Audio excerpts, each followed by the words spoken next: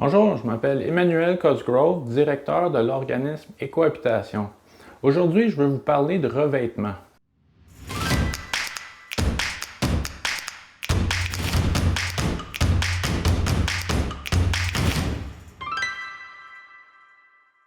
Les revêtements typiques de plancher, de murs et de toiture sont à eux seuls responsables d'à peu près la moitié de l'impact climatique de votre maison au cours de son cycle de vie complet.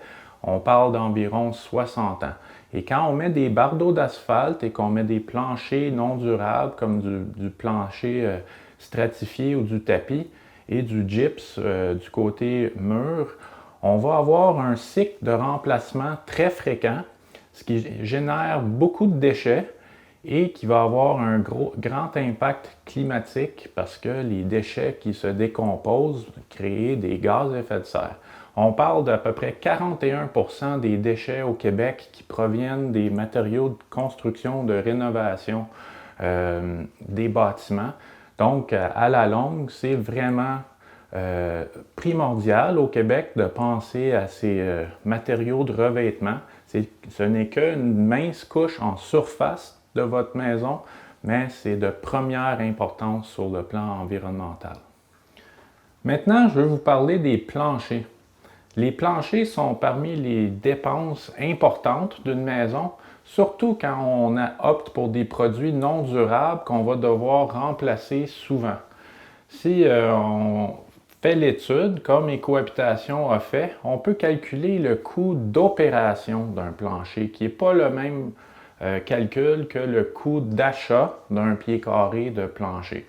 Si on regarde le coût d'opération, il faut calculer la durée de vie du produit, combien de fois qu'on va le remplacer sur le 60 ans, c'est quoi son coût d'achat, et ça nous donne un chiffre sur le choix le plus économique. Mais Écohabitation a aussi étudié le coût écologique et les déchets générés pour chaque type de plancher typique.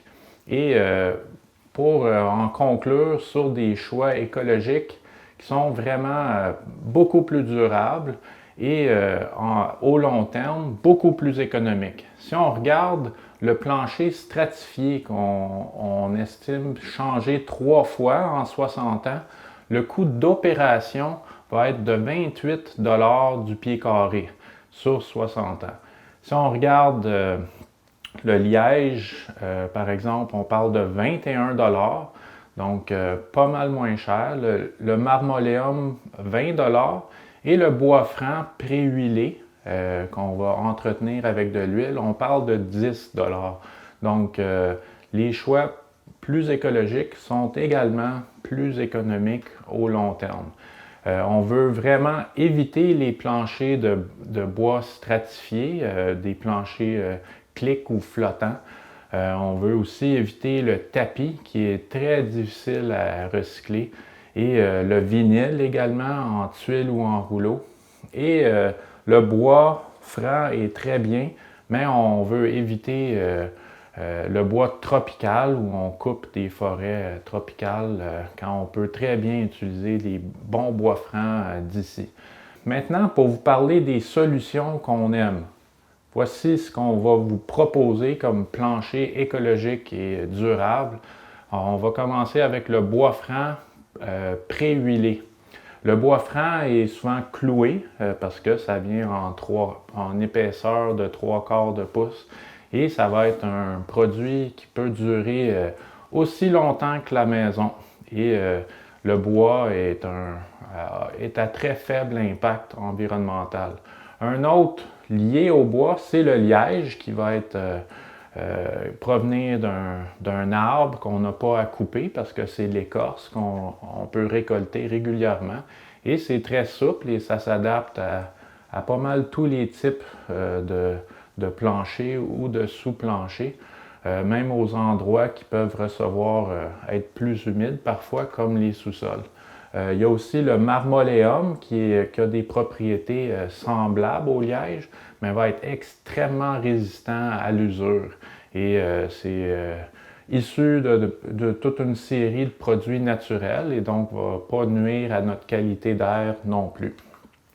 Sinon, il y a le béton qui va être un sous-plancher dans le fond, qu'on peut très bien lisser ou polir pour avoir un plancher, un revêtement de plancher sans avoir à en acheter parce que souvent le béton est là de toute façon. Donc ça fait probablement le plancher le plus écologique parce que dans le fond, il n'y a simplement pas de revêtement. Puis finalement, pour les logements où on a besoin d'éviter le bois franc cloué, on peut y aller avec le bois d'ingénierie, qui est une couche de bois collée sur des panneaux de contreplaqué qui vont être embouffetables et en flottant, mais en tout bois. Et à part la céramique et la pierre naturelle pour les endroits humides comme les salles de bain ou les sous-sols, on va avoir, c'est ça, beaucoup de choix de planchers qui peuvent durer aussi longtemps que votre maison et plus ça dure longtemps, plus c'est écologique et plus c'est économique au long terme. Maintenant, je veux vous parler des revêtements de murs. Normalement, ce qu'on pose au Québec, c'est du gyps. On met du gyps à peu près partout et on pense rarement aux alternatives. On sait que le gyps a un certain impact environnemental en début de vie, donc on veut y aller avec des gyps recyclés synthétiques qu'on appelle, et on veut vraiment recycler les retailles de gyps parce que c'est à peu près inévitable dans toute maison au Québec. Mais sachez qu'il y a des alternatives. Si on regarde le cycle de vie environnemental ou économique, on voit qu'il y a d'autres options plus intéressantes. Et Écohabitation a fait une étude justement pour regarder les vrais coûts d'opération au pied carré par année sur le cycle de vie de 60 ans d'une maison.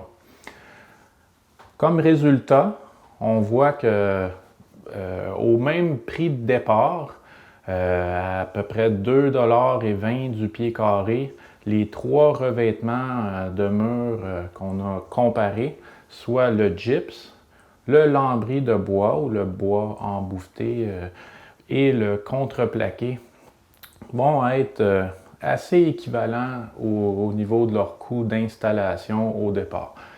Maintenant, avec le temps, c'est sûr que le gyps va être peu résistant au choc. On va souvent l'entretenir avec du plâtre. Et quand on change des cloisons, souvent on doit défoncer le gyps.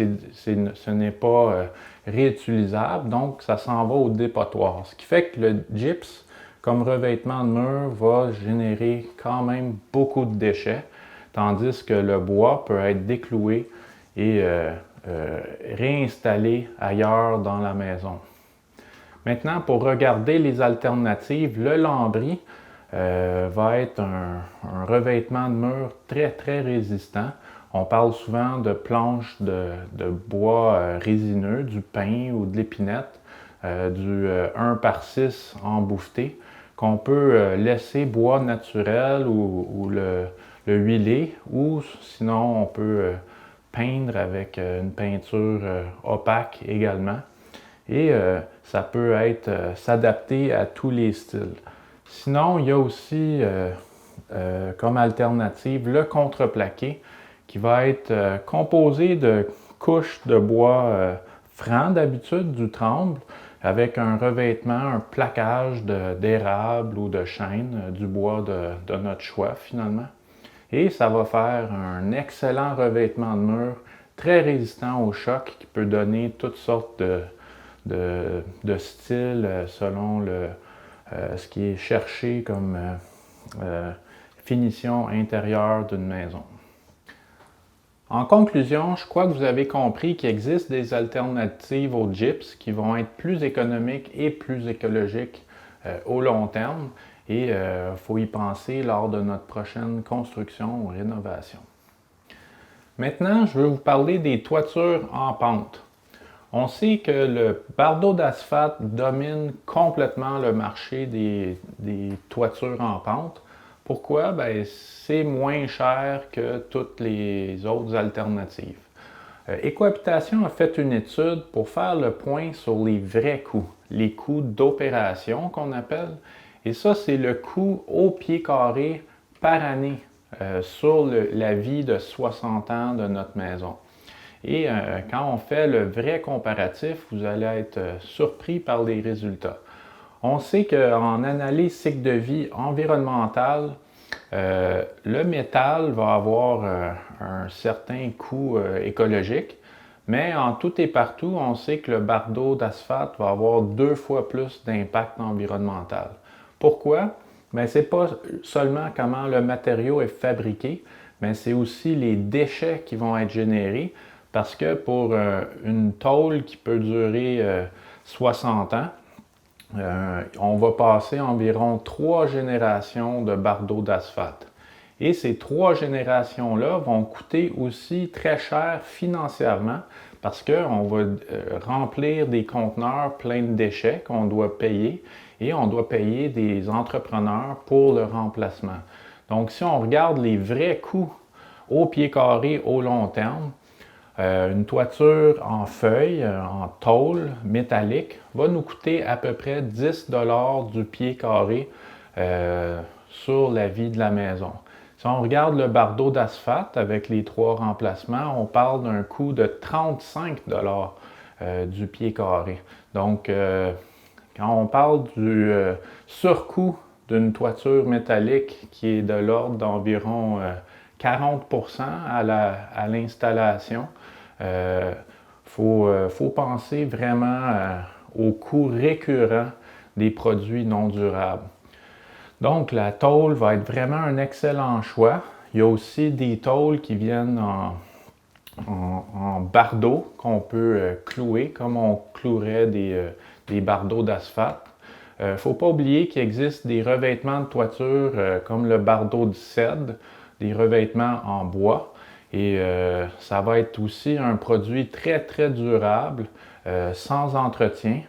Mais vu la main-d'œuvre importante qui est requise lors de la pose, ça va être assez dispendieux à l'installation pour les gens qui font faire les travaux par un entrepreneur. Sinon, il y a aussi des matériaux composites, c'est-à-dire des mélanges de différents matériaux comme des pneus recyclés avec de la paille ou d'autres types de matières organiques. Et le résultat va être des toitures qui vont être très durables aussi. Et tant mieux si ça intègre des matériaux recyclés dans la recette. Donc, sur le cycle de vie financier environnemental, on voit que toutes les options sont bonnes, sauf le bardeau d'asphalte qu'on devrait vraiment éviter vu son coût financier et écologique au long terme.